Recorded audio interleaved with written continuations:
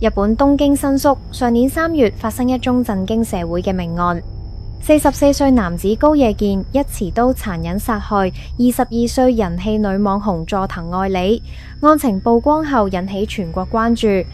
根據日本媒體報道，東京地方法院近日開庭審理，檢方要求判處高野20年有期徒刑。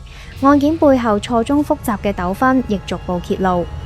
事件起因於直播打賞同私下互動。2021年，佐藤開始直播後，高野迅速成為鐵粉，半年內豪擲超過163萬日元。兩人其後私下加通訊軟件，累積超過4萬則訊息。高野頻頻示愛，佐藤亦回應冇你就唔能繼續直播，令關係變得曖昧。之後，高野為咗支持佐藤，耗盡積蓄，甚至借貸，借出逾200萬日元作生活費。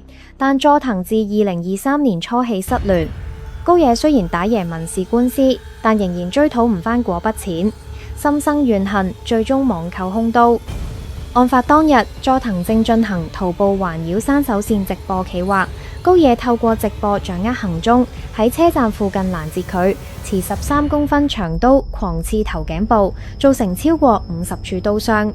更令人髮指嘅係，佐藤倒地後，高野對住直播嘅手機，冷血嘲諷佢仲喺度喐緊，再出腳猛踢死者頭部。法庭上，高野承認犯罪並道歉。案件揭示出直播圈中粉絲與網紅之間扭曲嘅病態關係，亦令日本社會重新反思當中問題。